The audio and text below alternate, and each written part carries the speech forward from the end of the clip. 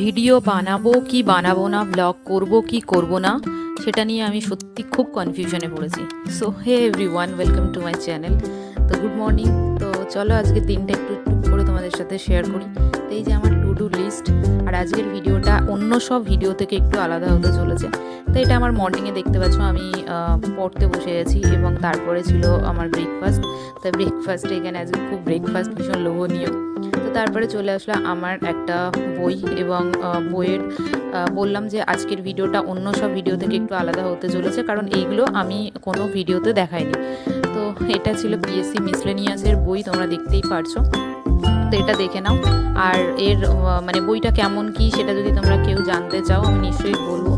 আর এটা কিন্তু practice set আছে, 50 প্র্যাকটিস সেট। তো কোশ্চেনগুলো আমি একবার করে দেখিয়ে দিলাম অল্প করে।